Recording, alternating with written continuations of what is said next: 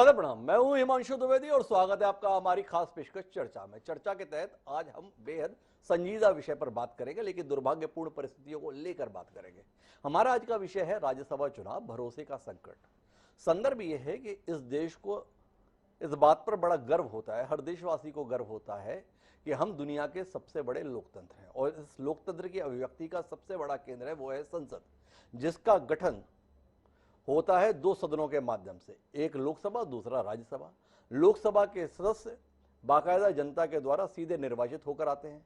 तमाम नेता अपनी दावेदारी जनता के बीच में रखते हैं और जनता तय करती है कि कौन सा दल और कौन सा व्यक्ति उसकी अपेक्षाओं को पूरा करने के लिए उपयुक्त है और उस अनुसार उसे चुनकर वह संसद में भेजती है। लेकिन राज्यसभा के संदर्भ में हमारे संविधान निर्माताओं की परिकल्पना ये थी कि समाज में ऐसे प्रतिभाशाली लोग हैं, विभिन्न क्षेत्रों के ऐसे विशेषज्ञ हैं, ऐसे जानकार हैं जो शायद जनता के स्तर पर कनेक्ट होकर संसद में दाखिल न हो पाए, उन लोगों को भेजने के लिए राज्यसभा की परिकल्पना की गई। माना गया कि इसके माध्यम से देश की रीति नीति बनाने के संदर्भ में विशेषज्ञों की मदद मिलेगी और उस मदद के माध्यम से देश प्रगति के पथ पर अग्रसर होगा। शुरुआती दौर में कमोबेश ऐसा रहा भी, लेकिन वक्त गुजरने के साथ में यह भावना कहीं दफन ही हो गई है। अब बैकडोर एंट्री के लिए राज्यसभा का इस्तेमाल किया जाता है। वो तमाम नेता जो जनता के स्तर पर खारिज कर दिए जाते हैं, वो राजनीति में बने रहने के लिए और अपनी हुकूमत चलाने के लिए राज्यसभा के माध्यम से अपने आप को प्रस्तुत करते हैं। और इस खेल के अंतर्गत अब साधनों की शुचिता का कोई स्थान नहीं है। नतीजा यह है कि जिस राज्यसभा के चुनाव के लिए चुने हुए देश भर के विधायक मतदान के माध्यम से अपनी राय व्यक्त करते हैं, अब उनकी बोली लगने का सिलसिला देश में आम बात हो गई है। अभी का मसला यह है कि देश में हर 2 साल बाद होने वाले राज्यसभा चुनाव के अंतर्गत चुनाव का घटनाक्रम चल रहा है। 57 सीटों पर चुनाव होना था, 41 सीटों पर निर्विरोध निर्वाचन हो गया, लेकिन 16 सीटों पर मतदान होने की नौबत आई है। 4 राज्यों के संदर्भ में है, जिसमें से एक हरियाणा है, दूसरा राजस्थान है, तीसरा महाराष्ट्र और चौथा कर्नाटक है। इन 4 राज्यों में जो राज्यसभा के लिए निर्वाचन होना है, उस निर्वाचन के नाम पर जो कुछ खेल खेला जा रहा है वो लोकतंत्र के मुंह पर कालिक पोत रहा है। तमाम राजनीतिक दल शुरुआत में अपने विधायकों को इकट्ठा करके जब किसी होटल रिसोर्ट में ले जा रहे थे तो अन्य राजनीतिक दल अट्टहास कर रहे थे, बता रहे थे कि ये कैसे लोग हैं। हरियाणा के प्रदेश अध्यक्ष ओम प्रकाश धनखड़ वो बता रहे थे हमारे विधायक तो शेर हैं, ये देखो भेड़ बकरियों के तरीके से कांग्रेस वाले कैसे लेकर जा रहे हैं। लेकिन 4 दिन बीते नहीं है, पता चला वो शेर अब भेड़ बनाकर स्वयं रिसोर्ट के अंदर दाखिल हो चुके हैं। हरियाणा से निकली हुई बात राजस्थान तक पहुंची, वहां पर सुभाष चंद्रा प्रत्याशी के तौर पर हैं। उन्होंने कल यह ऐलान किया कि मैं चुनाव जीतने जा रहा हूं और कांग्रेस समर्थक या कांग्रेस से जुड़े हुए 8 विधायक क्रॉस वोटिंग करने वाले हैं। उनका कहना था कि आज कांग्रेस के तमाम नेता पहुंच गए थाने ये बताने के लिए कि देखिए किस प्रकार का अवैध धन का इस्तेमाल इस खेल में किया जा रहा है और इस पर रोक लगनी चाहिए। महाराष्ट्र में भी यही कहानी है और कर्नाटक में भी यही कहानी है। तो हम इसी पर बात करेंगे कि देश जिस बात पर गर्व करता था, क्या उस पर लज्जित होने का समय आ गया है? राज्यसभा के निर्वाचन के संदर्भ में क्या यही कुछ देखने की कल्पना हमारे संविधान निर्माताओं ने की थी? और इस माध्यम से राज्यसभा की एक एक सीट हासिल करने के लिए राजनीतिक दल जो कुछ उपक्रम कर रहे हैं, इसके संदर्भ में क्या कहा जाए? जो करोड़ों खर्च किए जा रहे हैं, ये करोड़ों कहां से आ रहे हैं, इसको लेकर कहीं सवाल किया जाए या नहीं किया जाए? तो ऐसे तमाम मसले हैं जिस पर हम बात करने की कोशिश करेंगे। 5 विभिन्न राजनीतिक दलों से जुड़े हुए माननीय मेहमान हमारे साथ में, उनसे आपका परिचय कराएं और इस संजीदा विषय पर वाकई कुछ गंभीर बात करने की कोशिश करें। उससे पहले समय है आज के विचार सूत्र का। हमारा आज का विचार सूत्र ये कहता है कि ई संसार हाट कहे माना सब लोग बने जा, जो जस बन जिए लाभ तस पावे मनुष्य मरही गमार। अर्थात इस संसार को बाजार समझो, यहां सभी आदमी व्यापारी हैं, जो जैसा व्यापार करता है वैसा फल पाता है। मूर्ख और गंवार व्यर्थ ही मर जाते हैं, लाभ नहीं पाते। विद्यापति के द्वारा विद्यापति पदावली में यह बात कही गई थी। किसी और की समझ में आई नहीं आई पता नहीं, पर शायद राजनीतिक दल और राजनीतिज्ञों को यह बड़े ठीक तरीके से समझ में आ गई। इसलिए सब व्यापारी हो रहे हैं और सब बाजार में बिकने के लिए खड़े। क्या वाकई यह देश आजादी का अमृत काल मनाने के योग्य है, जहां पर यह दृश्य हम सरेआम देख रहे हैं? इस पर हम सब विचार करें और इसकी रोशनी में चर्चा को आगे बढ़ाते हैं, जिसका हिस्सा बनने के लिए हमारे साथ कई खास मेहमान। हमारे साथ प्रेम प्रकाश पांडे जी हैं, संविधान विषय के मर्मज्ञ हैं, पूर्व विधानसभा अध्यक्ष है, पूर्व मंत्री है, भारतीय जनता पार्टी के कद्दावर नेता है। सुभाष बत्रा जी हैं, हरियाणा के पूर्व गृह मंत्री हैं, कांग्रेस पार्टी का बड़ा चेहरा है। वीरेंद्र वशिष्ठ जी भी हमारे साथ में हैं, सचिव हैं एआईसीसी के। किशोर तिवारी जी प्रवक्ता हैं शिवसेना पार्टी के, खरी खरी बात कहते हैं। और साथ ही एक संजीदा प्रवक्ता के तौर पर ब्रजमोहन श्रीवास्तव जी हैं, जो राष्ट्रवादी कांग्रेस पार्टी से जुड़े हुए, वह भी हमारे साथ है। आप सभी का स्वागत है। चर्चा की शुरुआत प्रेम प्रकाश पांडे जी से करता हूं। सुचिता का, सुशासन का, चरित्र का, चाल का, चिंतन का, ऐसे जितने भी भारी भरकम शब्द होते हैं ना, वो हम भारतीय जनता पार्टी के नेताओं से सुनते थे। इन्होंने देश को तकरीबन 4 दशक तक बताया कि अगर हमें मौका मिला तो बताएंगे चरित्र क्या होता है, सुशासन क्या होता है, शुचिता क्या होती है। अब देख रहे हैं, कुछ कहेंगे प्रेम प्रकाश जी? यही स्थापित करने के लिए चले थे आप राजनीति में? सवाल आपसे। हमने किया क्या है? ये जो आप अभी आपके माननीय ओम प्रकाश धनखड़ हरियाणा में बोल रहे थे कि हमारे तो विधायक शेर हैं, जो भेड़ बकरी के तौर पे हैं, उनको रिसोर्ट में रखा गया है। अब पता चला कि आपके सारे शेर भेड़ बनाकर चंडीगढ़ के रिसोर्ट में रख दिए गए हैं। राजस्थान के अंतर्गत आप जिस तरीके से इकट्ठे करके 4 दिन पहले से रिसोर्ट में लेके पहुंचे हैं, सुभाष चंद्रा जी आपके बूथे पर बोल रहे हैं कि हम क्रॉस वोटिंग करा के 8 लोगों को लाने वाले हैं। महाराष्ट्र में आप जो कुछ कर रहे हैं, आपके पास संख्या बल नहीं है तो भी आप उतार कर अपनी युद्ध कौशल को दिखा रहे हैं। इसके बाद इतनी मासूमियत से प्रेम प्रकाश पांडे जी पूछ रहे हैं हम कर क्या रहे? वाकई देखिए, जहाँ तक सवाल है जी, हरियाणा का या राजस्थान का या विभिन्न जगह पे जो राज्यसभा के चुनाव हो रहे हैं जी, अब हरियाणा में या कांग्रेस ने जो अभी टिकट दिया है जी, मेरा जहाँ तक मानना है कि जो पहले आपने कहा ना कि भरोसे, लोकतंत्र में जो मत दिया जाता है, मत विश्वास ही मत के रूप में व्यक्त होता है। अब जहां तक प्रत्याशियों के चयन का मामला, तो आप देखेंगे कि अजय माकन जी को हरियाणा से दिया गया, रणदीप सुरजेवाला जो हरियाणा के थे उनको राजस्थान से दिया गया। छत्तीसगढ़ में भी क्योंकि दोनों निर्दलीय जीत गए, निर्दलीय बोल रहा हूँ, दोनों जीत गए। भाजपा के पास तो संख्या बल थी नहीं, इसलिए भाजपा ने यहाँ कोई प्रत्याशी खड़ा करने का विचार ही नहीं किया। और क्यों करते? तो यहाँ पर भी बाहर से ला करके दिया गया। तो ये जो दल के नेता जब टिकटों का तय करते हैं और उनके जो मतदाता हैं उन्हीं के अंदर असंतोष है, आखिर कांग्रेस को छत्तीसगढ़ में ला के रखना क्यों पड़ा?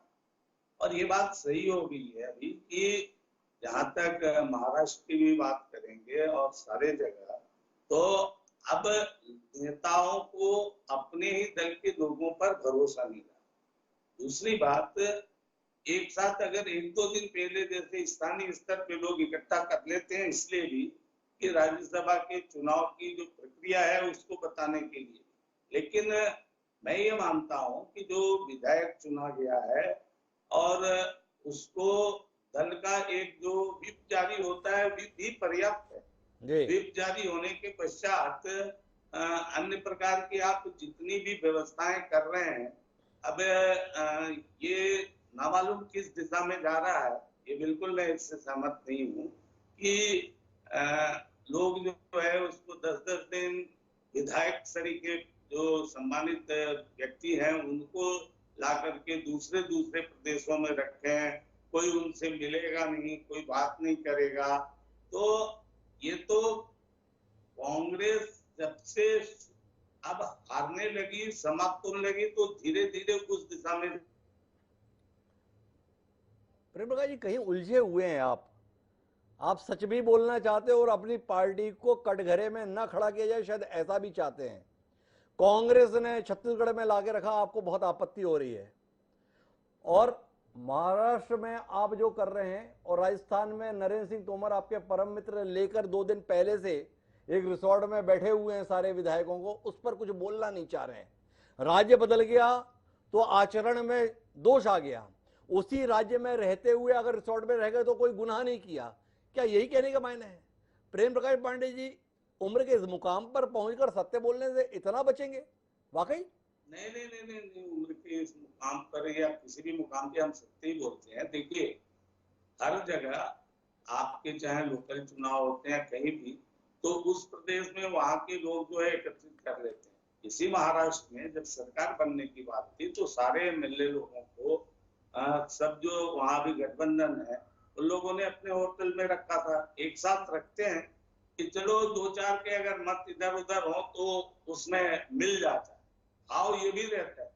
अब ये बात भी सही है कि जहां निर्दलीय खड़े हो रहे हैं वो आपके ही जिस दल से ज्यादा है उस दल के बाकी बचे वोटों के आधार पे खड़े हो रहे हैं, तो इधर उधर वो प्रयास करते हैं।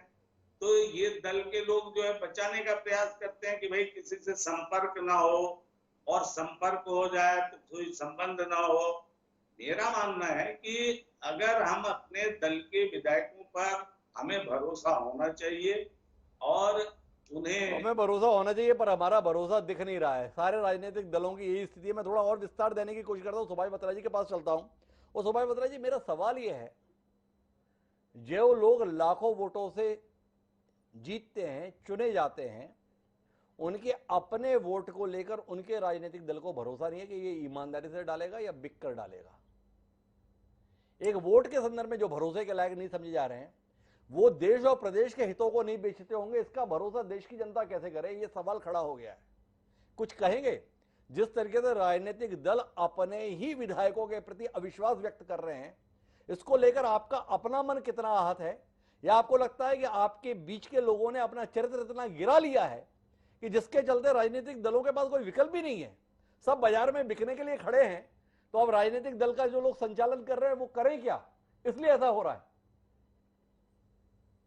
देखिए हिमांशु जी, मैं बहुत अंदर से बहुत ज्यादा आहत हूं इस बात से। जी, जो आप कह रहे हैं बिल्कुल दुरुस्त कह रहे हैं। जी, मैं ये कह रहा हूं कि आप इनका भारतीय जनता पार्टी का चरित्र देखिए। जी, हम क्यों लेके गए हैं रायपुर में? जी, रायपुर में लेके गए हैं कि हमारा उदयपुर के अंदर चिंतन शिविर लगा था जी, और हम उन एमएलओ को चिंतन शिविर के लिए रायपुर लेके गए, हमें एक मौका मिला। लेकिन भारतीय जनता पार्टी के लीडरों ने इस किस्म के कटाक्ष किए हमारे पर जी, और ये कहा, देखिए कैसे बंधक बना के रखे हुए हैं, कैसे जैमर लगा रखे हैं, टेलीफोन के ऊपर आपस में बात भी नहीं कर सकते, बीमार हैं, बीमारी के लिए जाने भी नहीं देते। मैं ये कहना चाहता हूँ कि आज ये ओबराय के रिजॉर्ट में जो 250 एकड़ का रिजॉर्ट है, जी, ये मोहाली के पास नई चंडीगढ़ के अंदर, जी, ये अपने एमएलओ क्यों लेके गए हैं? नंबर 1। जी, नंबर 2, आज वहां के मुख्यमंत्री, हरियाणा के मुख्यमंत्री मनोहर लाल जी खट्टर हेलीकॉप्टर से दिल्ली गए हैं जी, और 8 इंडिपेंडेंट एमएलओ को वहां बुला रखा है। जी, एक एक को अपने लीडरों से मिला रहे हैं, एश्योरेंस दे रहे हैं, जी, बार्गेनिंग कर रहे हैं। गुनाहगार कौन है? गुनाहगार तो ये उस दिन साबित हो गए थे जब इनके 40 विधायक जी, 90 में से चुन के आए थे जी, और उन्होंने हाबनाबिंग करके गठजोड़ करके सरकार का गठन किया जी, और कल तक ये बातें हमारे खिलाफ करते थे। आज ये कहाँ खड़े हैं? कौन जी, से कटघरे पे खड़े हैं? आज किसका दायित्व बनता है? सरकार इनकी है, इनका दायित्व बनता है। जो जी, कहते थे जीरो टॉलरेंस, आज ये कहाँ पे खड़े हैं? ये वेयर दे स्टैंड? मैं यही बात पूछना चाहता हूँ। मैं रियली स्पीकिंग, मैं बहुत ज्यादा आहत हूँ। मैं भी मंत्री रहा हूँ, जी, हमने भी राज्यसभा के चुनाव देखे हैं, लेकिन इस तरह से नहीं कि ये इंडिपेंडेंट एमएलओ लेके दिल्ली जाएं। आज सारे चैनल के ऊपर आ रहा है कि मुख्यमंत्री स्पेशल हेलीकॉप्टर लेके जी, दिल्ली पहुंचे जी, और 8 इंडिपेंडेंट एमएलए वहां पर पहुंचाए और एक एक को एश्योरेंस दे रहे हैं। What ji, is this? ये सबसे ज्यादा जो घिनौना काम है, जिनका दायित्व बनता है कि जी, सरकार ठीक तरह से चले, जीरो टॉलरेंस हो, लेकिन जी। आज वही ये काम कर रहे हैं। तो आप इन्हीं से पूछिए, हम तो बिल्कुल पाक साफ है। आप देखना, हमारी जीत भी होगी, एक एक एमएलए ठीक तरह से वोट करेगा और जीत के आएंगे। यही तो बात बताइए, एक बात मैं समझ नहीं पा रहा हूं, आप भी आधा सच और आधा झूठ क्यों बोलना चाहते हैं? ये बात आपसे भी मैं समझना चाहता हूं, जो प्रेम प्रकाश जी समझना चाहता था। आपके आधे नेता स्वयं बोल चुके हैं टीवी पे कि भैया हरियाणा से उठाकर रायपुर इसलिए लेके आए हैं क्योंकि भाजपा पे भरोसा नहीं है, किसको तोड़ फोड़ ले। आप हमें इस कार्यक्रम में ये बताने की कोशिश करें कि वहां हमारा शिविर चल रहा है। कांग्रेस को बहुत नजदीकी से जानने समझने वाले बाकी पैनलिस्ट भी बैठे हैं, और आपके विधायकों को ऐसा कौन सा प्रशिक्षण 8 दिन तक रायपुर में बिठाकर दिया जा रहा है जो संभव नहीं था? आपसे जानना ये चाहता हूं कि इतना अविश्वास किस लिए है, ऐसा क्या राज्यसभा के संदर्भ में आकर्षण है जिसके चलते इतनी बड़ी बड़ी कीमतें लगाने के लिए लोग तैयार रहते हैं। और तीसरा और आखिरी सवाल जो आपसे था वो ये था कि जो लोग अपना वोट बेच सकते हैं उनके संदर्भ में देश भरोसा कैसे करे सुभाष जी, कि ये बाकी मसलों पर जो सरकार की नीतियां बनती हैं, जो सरकार के तमाम फैसले होते हैं, सरकार से सवाल जवाब होते हैं, उसमें नहीं बिकते होंगे। ये संशय पैदा हो गया है, इस पर कुछ कहेंगे? हिमांशु जी, मैं सिर्फ 2 मिनट के लिए आपको तथ्य बताता हूँ जी अब सुभाष चंद्रा जी राज्यसभा का चुनाव लड़ने के लिए राजस्थान में गए। जी ये हरियाणा से भी चुनाव लड़े थे, राज्यसभा के मेंबर बने। जी क्या किरदार था इन लोगों का, भारतीय जनता पार्टी का उस वक्त? जी नीला पेन, ये पेन, ये हरकत कहां से शुरू हुई, मैं जो कहना चाहता हूँ। जी अगर कुछ हमारे नेताओं ने ये बात कही भी है, वो भी सच है, जी ये आधा सच नहीं है, जी वो भी सच है जी कि आज भारतीय जनता पार्टी की कथनी और करनी में अंतर है। जी वो क्या अंतर है? ये कहते कुछ है, करते कुछ है। उनकी नीयत साफ नहीं है। वो सुभाष चंद्रा को अब यही भारतीय जनता पार्टी, ये तो चेहरे ढूंढते हैं कौन कौन पैसे वाला है। जी आप इनकी बैकग्राउंड देखिए कि उनको चूज करते हैं जो मल्टी मिलियनियर्स है। जी आज सुभाष चंद्र को चूज किया राजस्थान से जी एक मोहरा बना के। जी आज विनोद शर्मा के लड़के को चेहरा बना के खड़ा किया है। जी he is a big capitalist. मैं जो बात कहना चाहता हूँ कि भारतीय जनता पार्टी, ये जो आप कह रहे हो कि मैं आधा सच बोल रहा हूँ, आधा सच नहीं बोल रहा हूँ, जो आधा सच मैं नहीं बोल रहा हूँ उसको भी 100% सच कह रहा हूँ जी कि हमें इनकी भी नीयत पे शक था, इसलिए हमने रायपुर की जगह चूज की। हमें ये पता था कि ये हमारे एमएलओ को वर्गलाने की कोशिश करेंगे, जी ये इन्फ्लुएंस डालने की कोशिश करेंगे, सरकार का प्रभाव डालने की कोशिश करेंगे, ईडी का डर दिखाएंगे, सीबीआई का डर दिखाएंगे। और इनके जो पिछले कई सालों से जो बोलता है उसी को अंदर, जो नहीं बोलता उसी को अंदर। आज सारी एजेंसी इसलिए इनको शिफ्ट किया गया। सुभाष बत्रा जी अब सच पर आए, बोले कि मैं आधा भी सच जो बोल रहा था अब पूरा सच बोल देता हूं। लेकिन वीरेंद्र वशिष्ठ जी, मैं सुभाष बत्रा जी की बात को थोड़ा विस्तार आपसे दिलाना चाहूंगा। भाजपा के लोग खरीदना चाहते हैं और इससे हम बचाना चाहते हैं। वो खरीदना चाहते हैं, बहुत अच्छी बात है, पर आपके लोग बिकना क्यों चाहते हैं? बिकने के लिए तैयार क्यों हो जाते हैं? ये सवाल साथ में खड़ा हो जाता है। देश का सबसे पुराना राजनीतिक दल अपने दशकों से जुड़े हुए नेताओं के ऊपर भरोसा क्यों नहीं कर पाता? ये सवाल है।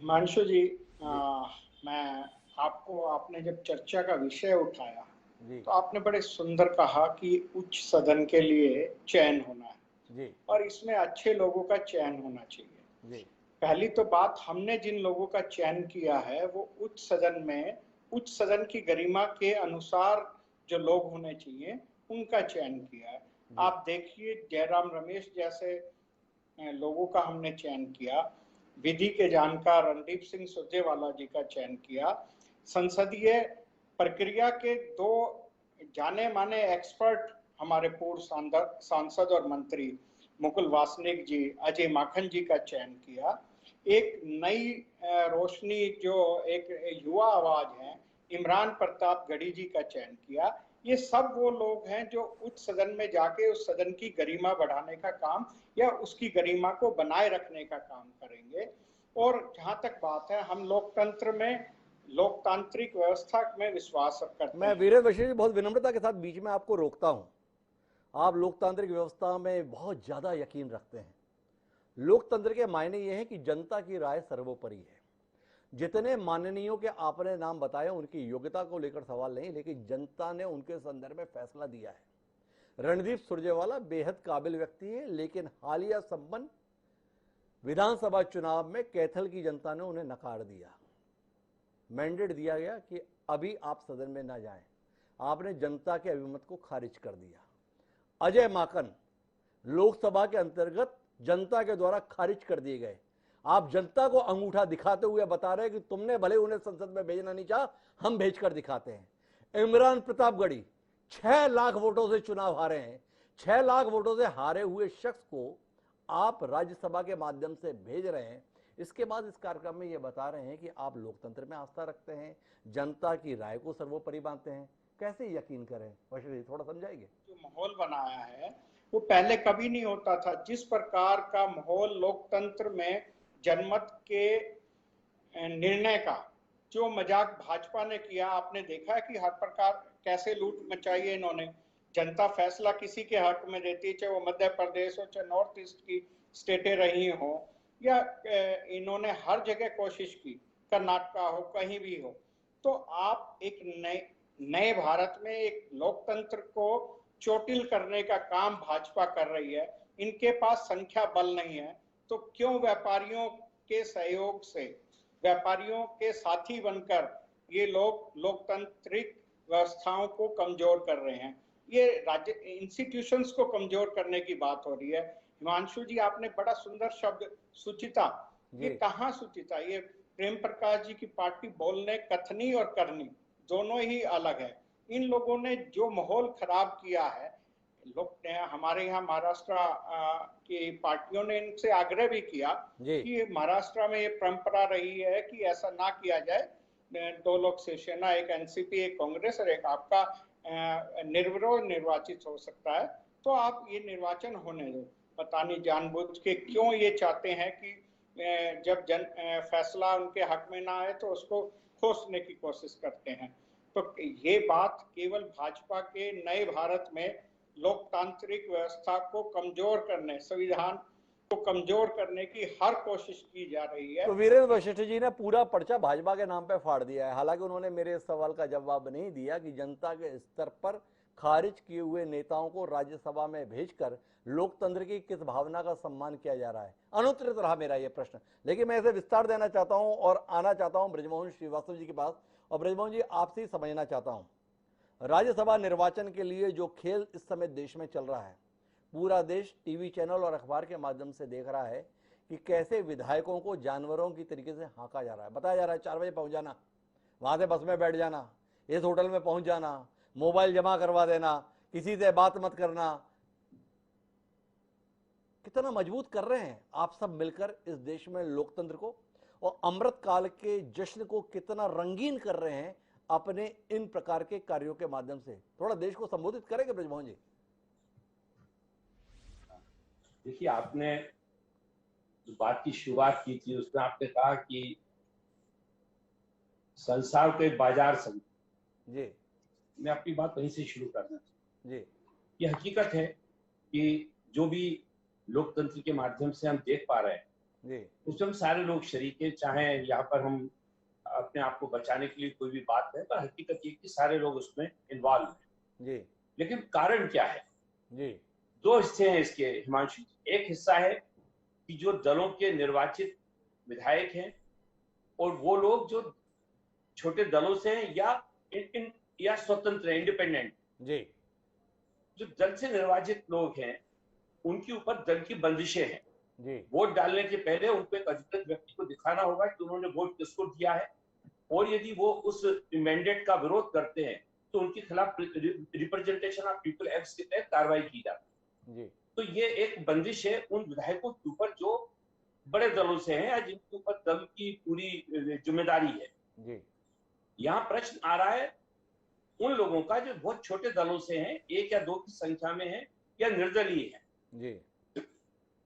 उनके लिए भारतीय जनता पार्टी को, अब मैं यहाँ पे भारतीय जनता पार्टी को इसलिए आरोपित करना चाहता हूँ कि इस समय भारत में राजनीतिक एजेंडा तय करने का काम भारतीय जनता पार्टी के पास है।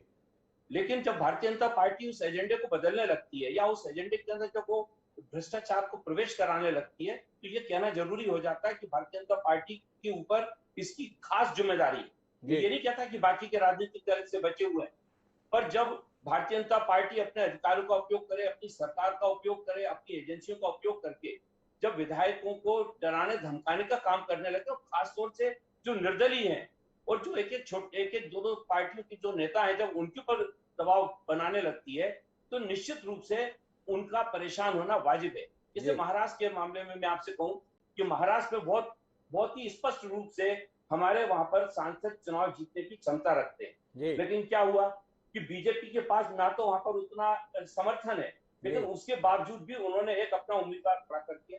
क्यों? क्योंकि उनको ये विश्वास है कि हम किसी ढंग से वहां पे महाविकास आघाड़ी की एक सरकार चल रही है जिसपे बहुत सामंजस्य के साथ काम हो रहा है। हम किसी ढंग से वहां ये स्थापित कर दें कि उन लोगों में उतनी समझदारी नहीं है या उनमें उतनी अंडरस्टैंडिंग नहीं है। हमारा डेलीगेशन जाके उनसे मिलता है, उनको पूरी हकीकत बताता है, उनको पूरा अर्थमेटिक बताता है जो कि उन्हें पहले से मालूम। आदरणीय देवेंद्र फडणवीस साहब एक वहां पे मुख्यमंत्री रहे, नेता प्रतिपक्ष, वो हकीकत जानते हैं, लेकिन वो मुस्कुराते हैं, सुनते हैं, लेकिन कहते हैं कि नहीं, ये मैं आपकी बात नहीं मानूंगा। यही चीज राजस्थान में है। जब राजस्थान में स्पष्ट रूप से एक कांग्रेस अपने उम्मीदवार को जिता सकती है, लेकिन वहां पर आप एक धनाढ़ व्यक्ति को लाकर, और वो खुलेआम कह रहे हैं, यानी आप देखिए भ्रष्टाचार का सबसे बड़ा समर्थन कैसे हो रहा है कि आदरणीय सुभाष चंद्रा साहब खुलेआम ये बात कह रहे हैं कि मैं फ्लोर क्लास चेंज कराऊंगा। किसके दम पे कह रहे हैं?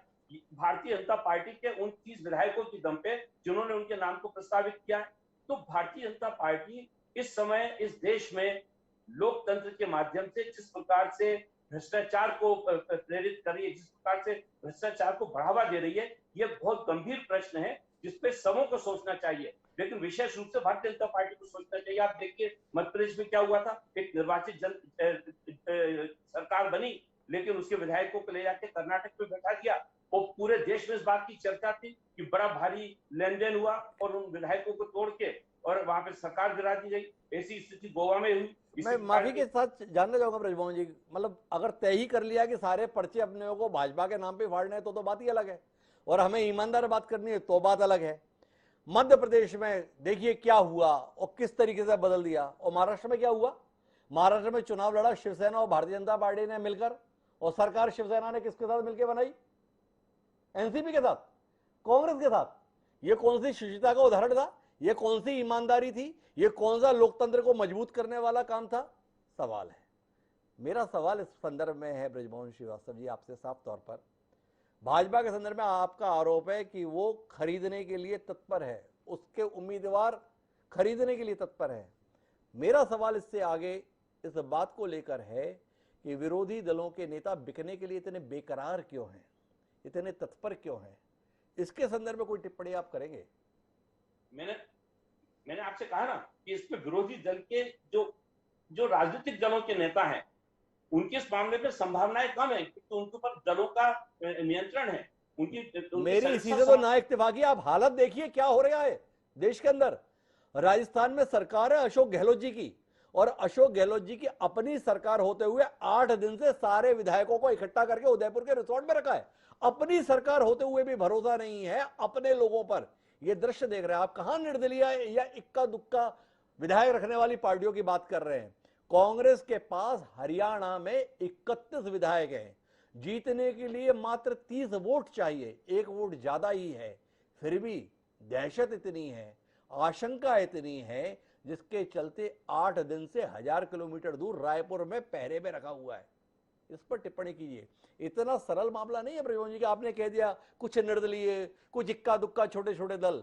ये जो तथाकथित बड़े दल हैं, इनकी छोटी छोटी सी हालत साफ दिखाई दे रही है। डॉक्टर साहब, ये लेकिन दबाव किसका है? ये तो देखिए, ये दबाव पूरी तौर से बीजेपी का है जी। ये पूरा दबाव बीजेपी का है। कुल मिलाकर ब्रजमोहन जी इस नतीजे के साथ है। लेकिन मेरे साथ में किशोर तिवारी जी काफी देर से जुड़े हुए हैं। वो एक अलग राजनीतिक दल से ताल्लुक रखता है, नाम उसका शिवसेना है। शिवसेना के संदर्भ में अभी तक ये शिकायत नहीं रही है कि वो कहने और करने में कोई बड़ा अंतर रखती है। तो किशोर जी से ही समझने की कोशिश करता हूं इस पूरे परिदृश्य को लेकर वो किस नजरिए के साथ हैं। क्या वो नहीं मानते हैं कि ये राज्यसभा के संदर्भ में व्यवस्था ही समाप्त करने का समय आ गया? किशोर जी, जिस तरीके से कीमत लग रही है, आरोप क्या लगते हैं? ये व्यवस्था बनी थी समाज के प्रतिष्ठित और गुणी लोगों को देश के लिए नियम, कायदे, कानून बनाने में भूमिका निभाने के लिए। जो लोग जनता की राजनीति नहीं कर सकते पर विषय विशेषज्ञ के तौर पर नीति निर्माण में देश में महत्वपूर्ण भूमिका निभाए, ये परिकल्पना थी। हो क्या गया? धन पशुओं का चारागाह बन गया। जिसके पास पैसा है वो आ जा रहा है, जिसके पास जोड़ जुगाड़ है वो आ जा रहा है, और कुल मिलाकर ये दृश्य दिख रहा है। किशोर जी, इस हालत पर आपकी प्रतिक्रिया? नहीं, ये देखो, अपर हाउस का डिग्रेडेशन होना और धनाढ्य लोगों का, जैसे डॉक्टर विजय माल्या चुन के आ गए थे, महाराष्ट्र से भी चुन के जाते थे पैसे के भरोसे, तो अभी कैसा हो गया कि आपने बहुत बार पूछा कि भाई वो सब ठीक है, आप की सरकार है, आपने अपने लोगों को क्यों रिसोर्ट में रखा है। आपने राजस्थान का भी बोला, तो राजस्थान के अंदर इन्होंने रायपुर में रखा है, तो उदयपुर में भाजपा ने भी रखा है। तो चुनाव में जनप्रतिनिधि चुन के जब आते हैं तो वो करोड़ों रुपया खर्च करके आते हैं, और उनकी वसूली क्या होती है, तो उनका एक फंड होता है, तो विधायक फंड और ऐसे चुनाव। तो वो तो खुल के बोल रहे हैं अभी कि हमारा लॉस क्यों कर रहे हैं। महाराष्ट्र में 30 साल से चुनाव नहीं होते थे, अब जी पहली बार चुनाव हो रहे हैं 30 साल के बाद। जी और बीजेपी के पास संख्या बल न रहते हुए बीजेपी ने अपना उम्मीदवार डाला है, और अभी उनके जो इलेक्शन मैनेजर है वो कहते हैं कि गुलाल हम ही फेंकेंगे। तो कैसा लगता है कि मुझे लगता है कि राज्यसभा और विधान परिषद ये दोनों को तो डिसॉल्व कर देना चाहिए, क्योंकि जो लोग जनता नकारती है वो लोग चुन के आते हैं। तो अब ये बड़ी डिस्कशन है, लेकिन इसकी शुरुआत तो यहीं से होना चाहिए। और विधायकों का डिग्रेडेशन बहुत होता है, विधायकों को पैसे देकर पार्टियां बदलने के लिए मजबूर किया जाता है। इसका क्लासिक एग्जाम्पल मध्य प्रदेश है। जनता चाहती थी कि शिवराज सिंह चौहान इस वक्त सीएम ना रहे, जी लेकिन जबरदस्ती सीएम बना के रखा हुआ है। और बीजेपी कांग्रेस मुक्त भारत की बात करते करते बीजेपी ने यहाँ पर सुचिता मुक्त भारत बना दिया। उनके प्रवक्ता आते हैं, उनका उन्माद देखो आप, उनके नेताओं का उन्माद देखो। और महाराष्ट्र के अंदर तो जो सत्ता में पक्ष है, जिसके पास चुनाव जीतने के लिए संख्या बल है, उन्होंने जाके बोला कि घोड़ा बाजारी न करने के लिए आप चुनाव मत लड़ो। तो उन्होंने बोला हम लड़ेंगे, क्योंकि हमको 100 नंबर करना है। 100 नंबर कौन थे? राज्यसभा में 100 का आंकड़ा। अब राज्यसभा में 100 का आंकड़ा करने के लिए इन्होंने सारी सुचिता और नीतिमत्ता छोड़ दी है। एक जमाना था कि सारी नीतिमत्ता सुचिता की बातें बीजेपी वाले करते थे, लेकिन अभी आप देखेंगे तो सारी गलत चीजों के लिए इन पर ही उंगलियां उठती है। तो कांग्रेस ने भी जो बैकडोर से अंदर घुसने वाले लोग हैं उनको राज्यसभा में लाने की बहुत कोशिश की, चाटुकारों को लाने की कोशिश की, और कांग्रेस भी इसी परिणाम में पहुंची।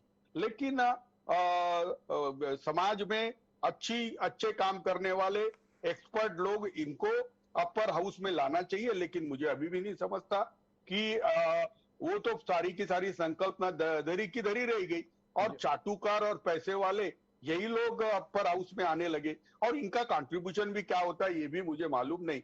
लेकिन मुझे लगता है डॉक्टर साहब, मुझे लगता है कि विधायक या सांसद बनने के बाद इतनी कमाई हो जाती है कि ये लोग अपना पैसा वसूल कर लेते हैं। तो सांसद बन के शायद ये सरकार में नौकरशाह से इलीगल काम कराते होंगे, कुछ कराते होंगे। लेकिन इस पर बड़ी डिस्कशन होनी चाहिए।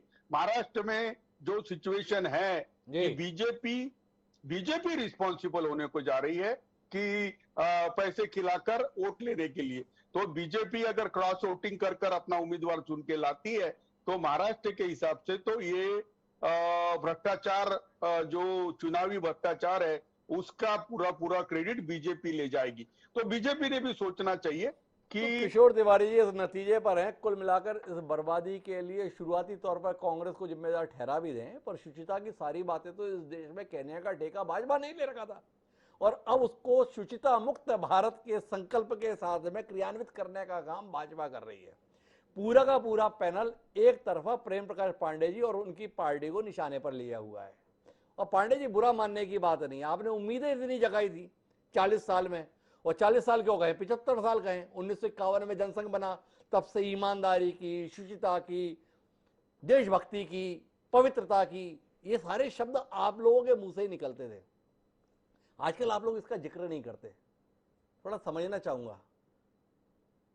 कष्ट नहीं होता आपको? कहां ले जाना चाहते थे देश को, कहां लेकर जा रहे हैं? आज भी देश को ये जितने लोगों ने बातें कही जी कि हम सारा इंस्टीट्यूशन खत्म कर दे रहे हैं, संविधान नहीं मान रहे हैं, व्यवस्थाएं नहीं मान रहे हैं, और ये अपना कर्म तो कोई नहीं बता रहे। जी इनके तो इतिहास है, हरियाणा का तो इतिहास है। दल बदल कानून जो है लाने की जरूरत ही इसलिए पड़ी कि पूरा का पूरा कुनबा ही बदल गया जी और पूरे को इन्होंने स्वीकार किया। जी अब ये पुराना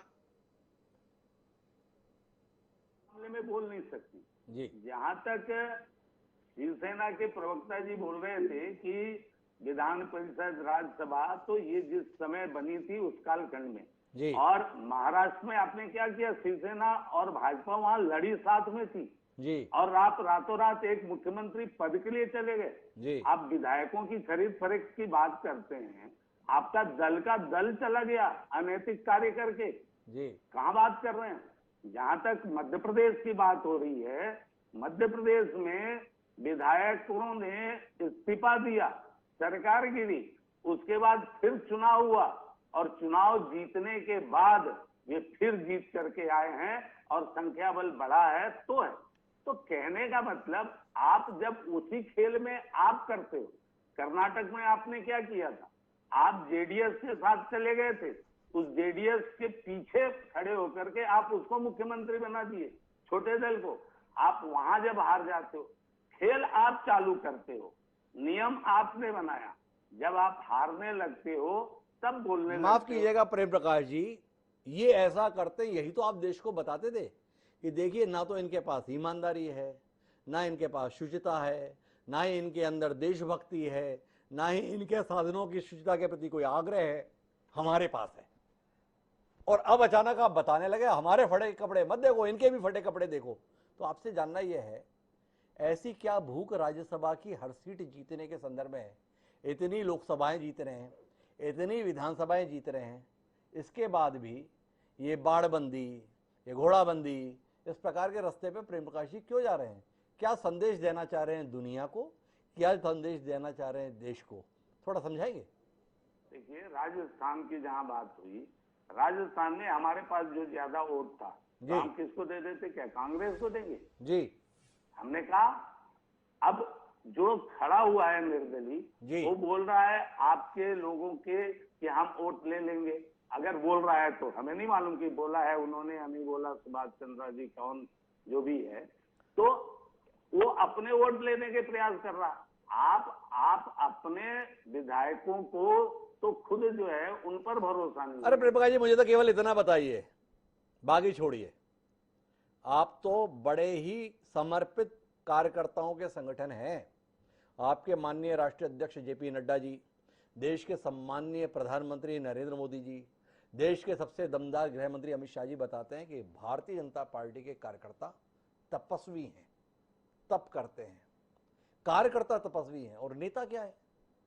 बिकाऊ, जिसके चलते आपके मित्र नरेंद्र सिंह तोमर 4 दिन से लेकर बैठे हैं जयपुर के पास में एक रिसोर्ट के अंदर। हरियाणा के मुख्यमंत्री मनोहर लाल खट्टर जी पूरी सरकार छोड़कर अपने मंत्रियों के साथ सारे विधायकों को इकट्ठा करके, सुभाष बत्रा जी जो बता रहे हैं, नया चंडीगढ़ के अंतर्गत एक 7 सितारा होटल है, वहां पर अब रहने के लिए शिफ्ट हो रहे हैं। तो थोड़ा बताएंगे कि ये तपस्वी कार्यकर्ताओं का राजनीतिक दल अपने नेताओं के संदर्भ में फिसलन को कैसे महसूस कर पा रहा है? खुद बताया सुभाष बत्रा जी कि निर्दलीय विधायकों के साथ वो मिल रहे हैं। तो निर्दलीय विधायकों के साथ तो कोई भी मिल सकता है, अपनी बात रख सकता है, कन्विंस करा सकता है, और इसलिए निर्दलीय विधायक हैं वो। आप हरियाणा का आपने बात कहा कि सरकार जो है कम वोट पाई, 40 वोट पाई, तो उस दल से हमने समझौता करके किया। आखिर उस दल के व्यक्ति को गठबंधन में उसको उप मुख्यमंत्री बनाया।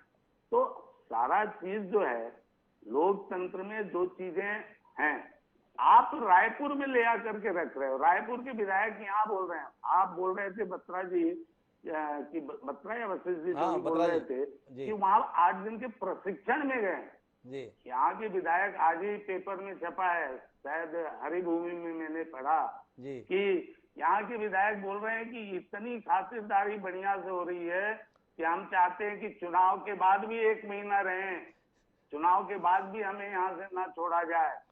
तो ये तो स्थिति है। तो आप उस चीज प्रेम को प्रकाश जी अपने दल के ऊपर कोई जिम्मेदारी लेने के लिए तैयार नहीं है। प्रेम प्रकाश जी को भी समझ में आ रहा है जो देश में हो रहा है वो ठीक नहीं हो रहा है, पर उनका बार-बार कहना यह है कि अन्य राजनीतिक दलों को देखो और हमारे क्यूए पे सवाल मत करो। इन्होंने ऐसा किया इसलिए हमको ऐसा करना पड़ रहा है। कि वीरेंद्र वशिष्ठ जी मेरे साथ जुड़े हुए हैं।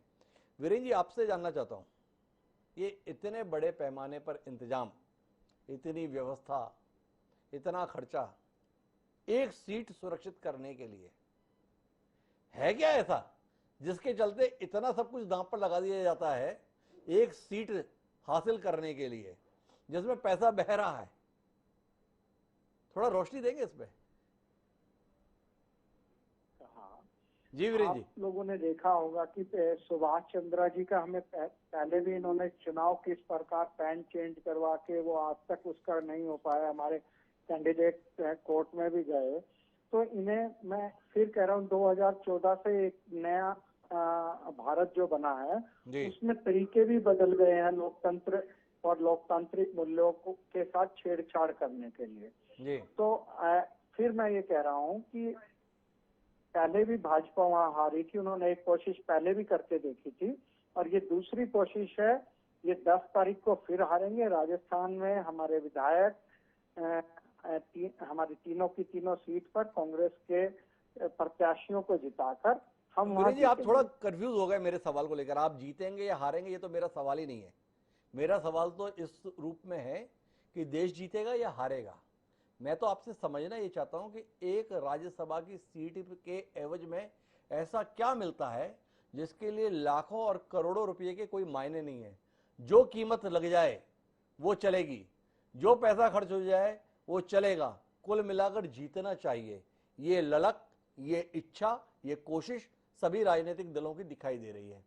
इस पर थोड़ा रोशनी देंगे? हिमांशु जी, आपको मैं फिर कह रहा हूँ, हमारे कैंडिडेट कोई भी पैसे वाले नहीं है। पैसे वाले कैंडिडेट किसके हैं? भाजपा के, उनके समर्थित कैंडिडेट है। हमने उच्च सदन में अच्छे लोगों को वहां भेजकर सदैव ये कोशिश की है कि उच्च सदन में जिनसे फायदा हो, जिससे लोकतांत्रिक व्यवस्था मजबूत हो, जिनके ज्ञान का हम फायदा ले। हाँ, वो तो वीरेंद्र जी मुझे प्रमोद कृष्णन जी का, नगमा जी का, इन सब का ट्वीट पढ़ने के लिए आता है। प्रमोद कृष्णन जी बोलते हैं मैं हिंदुओं की बात करता हूँ और मेरी पार्टी में तो लोग हिंदू नाम से चिढ़ते हैं, तो मुझे राज्यसभा में क्यों भेजा जाएगा। नगमा जी ट्वीट करती हैं मेरी तपस्या में कौन सी कमी रह गई जिसके कारण मुझे नहीं भेजा गया। एक पवन खेड़ा जी हैं, उन्होंने भी ऐसे ही ट्वीट किया था मेरी तपस्या में क्या कमी रह गई। सारे नेता आपके देश निर्माण के संदर्भ में अपनी तपस्या की कमी को खोज रहे हैं। किशोर तिवारी जी, मैं वापस आपके पास रुक करता हूँ और कुल मिलाकर समाधान के संदर्भ में बात करने की कोशिश करते हैं। हम विलाप तो बहुत कर चुके हैं किशोर जी, इस बात का रोना भी रो लिए। सारे दल अपनी तरफ से कोशिश ये कर रहे हैं कि उनको जिम्मेदार ना ठहराया जाए, दूसरों को कसूरवार माना जाए इसके सदन में। लेकिन कुल मिलाकर समाधान क्या है? यहाँ पर एक पटवारी अगर 100-500 रुपए की रिश्वत ले लेता है तो उसके संदर्भ में सारे कायदे कानून पीछे पड़ जाते हैं कि उसने कितना बड़ा गुनाह कर दिया। और यहाँ वोट की सीधे नीलामी होती हुई दिख रही है और तमाम बड़े बड़े राजनीतिक दल उस नीलामी में अपने विधायकों की बचने के लिए इंतजाम करते हुए भागते दिखाई दे रहे हैं। कुछ कहिए ना किशोर जी इसके संदर्भ में। ऐसे ही देखते रहे हम लोग या कुछ होगा?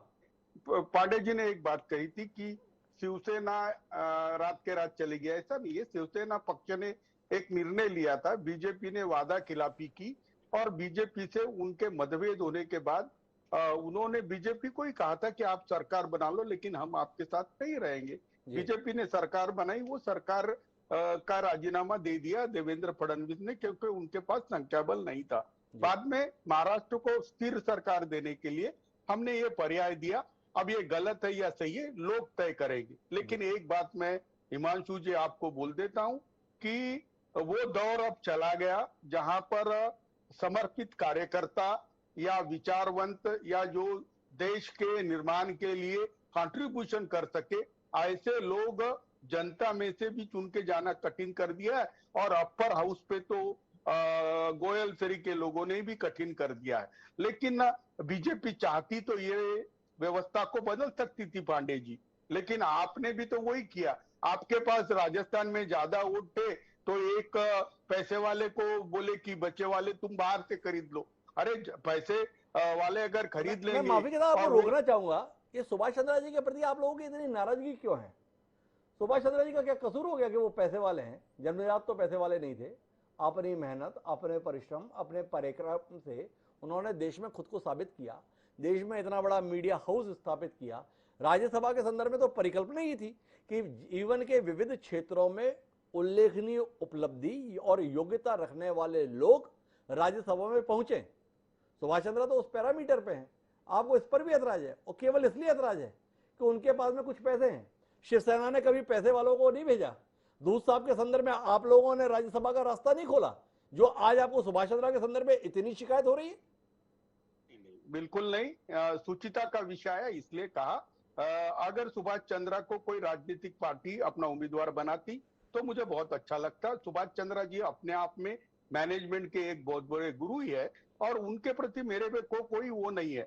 लेकिन राज्यसभा में वो जाके क्या करेंगे, इतनी शोहरत तो पहले ही मिल गई, और राज्यसभा में से वो क्या निकालेंगे। लेकिन सत्ता के गलियारों के अंदर जो लोग चापलूसी करते हैं या क्या कहते हैं उसे लॉबिंग करते हैं, ऐसे लोग आपको हरदम दिखेंगे। अब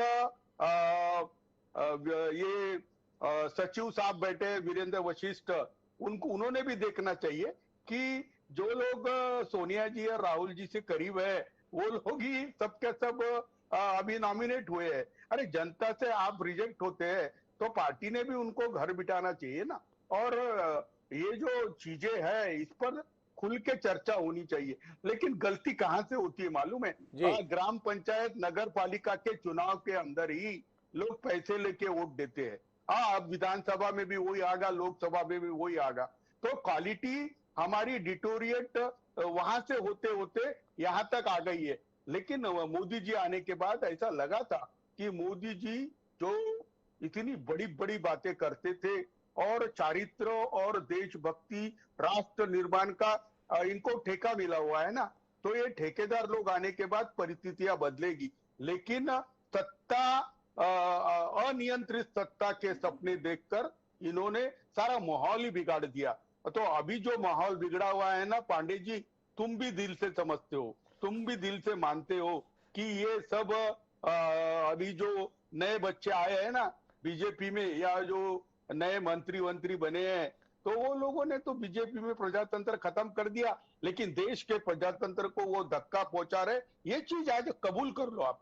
हाँ, मैं कांग्रेस बीजेपी की बात नहीं कर रहा, क्योंकि मैं भी बीजेपी में बहुत मेरी जिंदगी के आधा समय वहीं गुजार के आया हूँ। इतने पाखंडी और इतने क्रूर और इतने हुकुमशाह मैंने नहीं देखे थे। अभी तो अच्छे अच्छे नेताओं को क्या बोलते हैं उसको, मार्गदर्शक मंडल में भेज देते। और प्रेम प्रकाश जी भी मार्गदर्शक मंडल के ही इंतजार में है।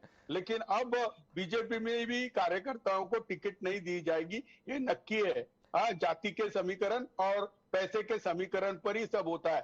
तो सुधांशु जी, हिमांशु जी, एक बात याद रखना कि राजनीति घटिया स्तर पे जा रही है। जनता ही इनको जवाब देगी और जनता ही इनको जगह दिखाएगी। जनता ही जवाब देगी, जनता ही जगह दिखाएगी। लेकिन किशोर तिवारी जी तो कम से कम इस बात पर सहमत है कि राजनीति का स्तर बहुत नीचे जा रहा है और ये राजनीतिक दल इसमें महती भूमिका का निर्वहन कर रहे हैं। वीरेंद्र वशिष्ठ जी को बड़ा खराब लग रहा था जब किशोर तिवारी जी सोनिया जी या राहुल जी के संदर्भ में कोई टिप्पणी कर रहे थे। हम सोनिया जी राहुल जी के संदर्भ में चर्चा नहीं कर रहे वीरेंद्र जी, कुल मिलाकर राज्यसभा के नाम पर देश में जो नंगा नाच चल रहा है उस पर बात कर रहे हैं। कुछ कहेंगे आप? हिमांशु जी, मैं किशोर तिवारी जी का सम्मान करता हूं, पर एक गठबंधन के साथी होने के नाते उनको संयमित और गठबंधन धर्म निभाते हुए अपनी बात को रखना चाहिए। मैं यहाँ ऐसी कोई बात नहीं करना चाहता। मैंने पहले कहा वीरेंद्र जी, आप सोनिया जी राहुल जी को लेकर उनकी टिप्पणी के कारण से दुखी मत होइए। दुखी अगर होना है ना तो इस संदर्भ में दुखी होइए कि वाकई राजनीति का स्तर कहां जा रहा है। राज्यसभा चुनाव के नाम पर देश क्या होते हुए देख रहा है। गठबंधन धर्म की दुहाई देते हुए सत्य कहने से परहेज क्यों? यहां पर कोई टिकट का आवंटन थोड़ी हो रहा है। मैं ब्रजमोहन श्रीवास्तव जी के पास वापस लौटना चाहता हूँ। ब्रजमोहन जी, आपसे जानना चाहता हूँ, कुछ चीज़ों के संदर्भ में हमारे यहाँ अंकुश लगाया जाता है कि अगर ऐसा है तो इतने समय तक नहीं लड़ सकते, इतना है तो इतना नहीं कर सकते। क्या आपको नहीं लगता है कि राज्यसभा के संदर्भ में ये नियम बनना चाहिए कि जो व्यक्ति लोकसभा विधानसभा के अंतर्गत अगर चुनाव हार जाता है तो अगले 6 साल तक उसको राज्यसभा के लिए एंटाइटल नहीं माना जाएगा? क्या इस प्रकार के प्रावधान की जरूरत आप महसूस नहीं करते हैं? ये जो बैकडोर एंट्री चालू हुई है, इससे सुयोग्य लोगों के लिए रास्ते बंद हुए हैं। माननीय वीरेंद्र वशिष्ठ जी शायद राज्यसभा में दिख सकते थे अगर ये बैकडोर एंट्री वाले लोग हमें दिखाई नहीं देते। क्या कहते हैं ब्रजमोहन जी, कुछ नई पहल, कुछ नया सोचने, कुछ नया करने का समय आया है या अभी आप और बर्बादी का इंतजार करना चाहते हैं? हिमांशु जी, मैं आपकी बात से पूरी तौर से सहमत हूँ, क्योंकि बदलाव बेहद जरूरी है। जिस प्रकार से हमारा लोकतंत्र भी जिस दिशा में जा रहा है, ये निश्चित रूप से बहुत ही चिंतनीय है। सबसे बड़ी बात ये हुई कि भारतीय जनता पार्टी चाल चरित्र और चेहरे की बात करके इस देश में सत्ता पा गई, लेकिन आज अगर उस कसौटी पे हम इसको देखते हैं तो लगता है कि जितनी गिरावट इसकी 2014 के पहले थी, उससे कई गुना गिरावट 14 से 2022 के बीच में आ गई है लोकतंत्र में। तो ये एक गंभीर मुद्दा है और निश्चित रूप से इस पे राजनीतिक दलों को फैसला लेना होगा, लेकिन राजनीतिक दल फैसला नहीं लेना चाहते। यदि आज वो ये फैसला ले लें कि हम जो व्यक्ति लोकसभा का चुनाव हार चुका है या विधानसभा का चुनाव हार चुका है, हम इसे तत्काल टिकट नहीं देंगे, तो ये फैसला तो हाईकमांड को लेना है, वो कभी इससे सहमत नहीं होंगे। आप देखिए कि भारतीय जनता पार्टी ने ऐसे लोगों को गवर्नर बनाया, ऐसे लोगों को राज्यसभा में भेजा जिन्होंने 5 रोज पहले कोई एक आदेश दिया भारतीय जनता पार्टी के किसी मुद्दे के पक्ष में और उसके बाद उसको राज्यसभा में भेज दिया। उसी को किसी आदमी ने पक्ष में फैसला दिया तो उसको गवर्नर बना दिया। तो ये जो अभी दौर है, इस दौर में चूंकि भारतीय जनता पार्टी के पास सबसे ज्यादा अधिकार है, 18 राज्यों में उनकी सरकारें हैं, केंद्र में उनकी सरकार स्थापित है, ये मौका है जब वो इस बात को कसौटी पे ताकत के साथ उतारते कि जो हमने कहा है हम उस पर अडिग हैं, चाहे इसके लिए हमको सरकार खोना पड़े तो हम खो दें, लेकिन इसके लिए तैयार नहीं है, विस्तार में लगे हुए हैं। जितनी इनकी भूख कम नहीं हो गई सत्ता में आने की।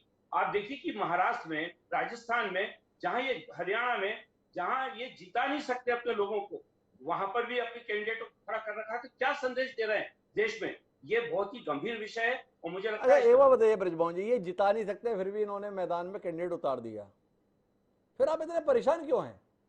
बेइज्जती होगी, हारे हुए दिखेंगे तो थोड़ा अहंकार कम होगा।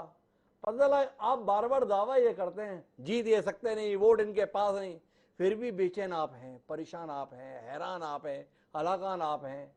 थोड़ा समझना मुश्किल हो रहा है। देखिए हिमांशु जी, जिस वातावरण में हम हैं वहां पर जीत हासिल करना भी एक मकसद है, क्योंकि जो राजनीतिक दल हैं उनको हमेशा अपने आप को विस्तारित करने की कोशिश करना चाहिए।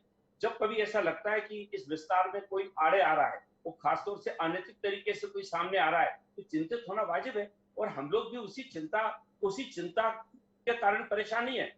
हम चाह रहे हैं कि ऐसा ना हो, इसको रोका जाए। इसलिए अगर लोगों को इकट्ठा करके बातचीत करके उनको समझाया जा रहा है, तो ये एक राजनीतिक दल के तो जो ब्रजमोहन जी का कहना है कि यार भाजपा वाले अब तो मान जाओ, इतना तो ऊंचा पहुंच गए, अब रुक जाओ, क्यों सब कुछ आपको ही चाहिए। लेकिन मैं जाना चाहता हूं आखिरी बातचीत के लिए प्रेम प्रकाश पांडे जी के पास, क्योंकि कुल मिलाकर सारी बातचीत में आखिरी दारोमदार भाजपा पर है। लेकिन उससे पहले किशोर तिवारी जी ने कुछ हस्तक्षेप करना चाहा, संक्षिप्त में उनका हस्तक्षेप सुनते हैं और फिर आखिरी दौर की बातचीत शुचिता के वाहक, इस देश में नव राजनीति के प्रेरणा स्रोत अर्थात भारतीय जनता पार्टी के प्रबुद्ध नेता प्रेम प्रकाश पांडे जी से उनका उद्बोधन सुनते हैं। पहले किशोर जी की बात सुन लें जी। नहीं, वो वरिंदर विशेष जी, मैं किसी को पार्टी की लाइन के खिलाफ बात नहीं कर रहा था। मैं इतना ही बोल रहा था कि जो लोगों के नाम आए हैं वो लोगों को लोगों ने रिजेक्ट किया है, और अभी राज्य के सीनियर नेता को छोड़कर बार बार आप दूसरे नेताओं को डालोगे तो पार्टी में असंतोष होता है, और इसके लिए थोड़ा सा चिंता होती है, क्योंकि पार्टी के अंदर बीजेपी उसका ही तो एडवांटेज ले रही है कि कांग्रेस के भी कुछ वोट फूट के आएंगे, हर जगह चर्चा हो रही है क्योंकि बाहर के उम्मीदवार दिए। तो मेरी चिंता वहीं तक थी। तो किशोर जी कांग्रेस के कमजोर होने को लेकर चिंतित है, वीरेंद्र जी उनके मनोभाव को समझिएगा, शब्दों पर बहुत ज्यादा ध्यान मत दीजिएगा, मन के स्तर पर क्या वो महसूस कर रहे हैं उस पर ध्यान दीजिएगा, ऐसा किशोर जी का आग्रह है। उम्मीद है आप उनके आग्रह को मानेंगे। थोड़ा शब्दों के संदर्भ में प्रेम प्रकाश जी के पास रुख करते हैं। कुल मिलाकर प्रेम प्रकाश जी, कटघरे में आप हैं, इसलिए हैं कि पहले आपने सपने बहुत बड़े दिखाए। आपने बताया कि ये तमाम राजनीतिक दल जिस प्रकार के हथकंडे अपनाते हैं, भाजपा इनमें भरोसा नहीं करती। भाजपा का भरोसा न केवल लक्ष्य के प्रति बल्कि साधनों की शुचिता के संदर्भ में भी है, पर ऐसा अब दिखता नहीं है। इसलिए हम लोग परेशान हैं, हैरान हैं, हलाकान है। हारता हुआ व्यक्ति ऐसा कुछ करता है तो समझ में आता है, जीतने के दौर में भी आपको ऐसे रास्तों का अनुसरण करना पड़ रहा है या इन पर चलना पड़ रहा है, इसे देखकर अचंभा होता है। जी प्रेम देवांशु जी, दरअसल परिस्थिति जैसी है जिसमें ये सारे राजनीतिक दल के माननीय नेतागण जो बातें कर रहे हैं, जी जहां तक चाल चरित्र और चेहरा का है, जी चेहरा हमारे आदरणीय मोदी जी का देश ही नहीं बल्कि पूरा विश्व स्वीकार करता है। जी सिर्फ इन्हीं लोगों को स्वीकार ही नहीं है। जी बार बार हर दृष्टि से उस कैसे मोदी जी को कहां से कहां घेरे, जी हर मामले में, जी लेकिन वो असफल हो गए। जी राष्ट्रवादिता की जहां तक हमारा चरित्र है, उस राष्ट्रवादी चरित्र को लेकर के हम चले थे, आज भी उसी पर चल रहे हैं जी और चाल भी हमारी उसी दिशा में है। जी रही बात आपने जिस इस राज्यसभा चुनाव में जी आपने ही बहुत स्पष्ट कर दिया कि सुभाष चंद्रा जी एक मीडिया हाउस के हैं जी और सहयोग से जी न्यूज जो है, बहुत सारे चैनल में, किसी एक चैनल नहीं, उसके शायद वो मालिक हैं जी और जी न्यूज में अधिकतर हम देखते हैं तो राष्ट्रवादी चीजों का ये होता है। तो हमारे पास जो वोट बचा था, हमने उसको देने का उनको ऐलान किया, यही है ना। जी बाकी तो कहीं हमने कोई पूंजीपतियों को नहीं, इनके समय तो एक से एक पूंजीपति आते रहे। अरे एक बार बताइए प्रेम प्रकाश जी, इतने ही अगर बड़े आप राष्ट्रवादी हैं, सुभाष चंद्रा जी को आप राज्यसभा के संदर्भ में समर्थन के साथ क्यों ले जा रहे हैं? वो तो खुल के आपके समर्थन में आए थे, आपने अपना प्रत्याशी घोषित क्यों नहीं किया? कल जो भाजपा को छोड़कर कांग्रेस में चले गए थे, जुम्मा जो है 4 महीने पहले वापस भाजपा में आए घनश्याम तिवारी जी, आपने उनको राज्यसभा का प्रत्याशी बना दिया। ये योग्यता के संदर्भ में, राष्ट्रवादिता के संदर्भ में अगर आपका इतना ही विश्वास है, इतना ही आपका भरोसा है, तो सुभाष चंद्रा जी को विधिवत रूप से जीतने का मौका क्यों नहीं दिया? क्यों इस खेल में डाल दिया एक राष्ट्रवादी व्यक्ति को? घनश्याम तिवारी जी हमारे वहां पुराने नेता रहे हैं, इसी कारण से अभी गए थे तो आए हैं ये। लेकिन घनश्याम तिवारी जी का पूरा जीवन जनसंघ से लेकर के और भाजपा जनता पार्टी सब में हो रहे हैं। देखिए, हमारे यहाँ मध्य प्रदेश में जिनको दिया, एक अनुसूचित जाति को दिया, एक ओबीसी को दिया, ये तो राजनीतिक कार्यकर्ता है और जिनका अपना एक वजूद है। हमने कहीं से जो है इंपोर्ट नहीं किया, हमने कोई आसपास अरे इस बार इम्पोर्ट नहीं किया, कोई बात नहीं, पिछली बार ज्योतिरादित्य सिंधिया को आपने ही दिया। कुल मिलाकर प्रेम प्रकाश जी अपनी दलगत जिम्मेदारी के चलते बाहर जाने के लिए तैयार नहीं है आज। नहीं तो असल बात यह है, जिन घनश्याम तिवारी जी के संदर्भ में इतनी पैरोकारी प्रेम प्रकाश जी कर रहे हैं कि वह पहले हमारे साथ रहे, बीच में चले गए थे, फिर आ गए तो उनको दिया, तो प्रेम प्रकाश जी तो भाजपा में ही बने हुए हैं, जब से हैं तब से भाजपा में ही हैं। लेकिन उनके संदर्भ में पार्टी ने फैसला नहीं लिया, विचार का विषय होना चाहिए। मर्म की बात कुल मिला के इतनी है कि शब्द राज्यसभा के संदर्भ में प्रयोग किया जाता है अपर हाउस, हिंदी में बोलते हैं उच्च सदन। उच्च सदन के निर्वाचन में जो निम्न स्तर हम देख रहे हैं, वो वाकई इस सदन के होने पर सवाल खड़ा कर रहा है। देश में जो लोग इस समय सत्तासीन हैं या सत्ता की दौड़ में हैं, उनकी जिम्मेदारी बनती है कि वह देश में जब अमृत काल अर्थात आज़ादी के 75 साल पूरे होने के जश्न का ऐलान करें, तो उसमें अपनी जिम्मेदारी को भी समझें। क्या आज़ादी के 75 साल बाद ये देखने के लिए ही हम दुनिया के सम्मुख रह गए हैं कि देखो हमारे माननीय विधायक बाजार में मंडी की तरह बिकने के लिए कैसे तैयार रहते हैं, और वो बिक ना जाए उसे रोकने के लिए हम किस प्रकार की कोशिशें करते हैं? अपने आप में विभत्स है ये दृश्य। इस पर लज्जित होने की जरूरत है हर उस राजनीतिक दल को जो इससे करने की अर्थात खरीदारी करने की या खरीदारी से बचाने की कोशिश में जुटा हुआ है। अगर ये लज्जा का भाव उनके अंदर आएगा तो शायद कुछ ऐसे कदम उठाएंगे जिससे इस दृश्य की पुनरावृत्ति देखने को ना मिले। नहीं तो कुल मिलाकर ये निर्वाचन एक शर्मनाक अध्याय है इस देश के लोकतंत्र के संदर्भ में। बात कड़वी लग सकती है लेकिन सच्ची है, ऐसा हम दिल से महसूस करते हैं। विचार कीजिएगा। आप सभी मेहमानों का बहुत बहुत धन्यवाद इस चर्चा का हिस्सा बनने के लिए। समय है अब आज के शेर का। आए हुए हैं ये गर्द की चादर, खुदा के वास्ते आईना साफ मत करना। कुल मिला के गर्द की चादर तो हमने अपने जहन में डाल रखी है। बेहद जरूरी है कि अब ये धूल हटनी ही चाहिए हमारे जहन से और हमारे राजनेताओं के जहन से भी। आज़ादी के अमृत काल में यही संकल्प हमारा होना चाहिए। तो बहरहाल अब मुझे दीजिए, कल फिर मिलेंगे नए विषय के साथ, तब तक के लिए सदा प्रणाम।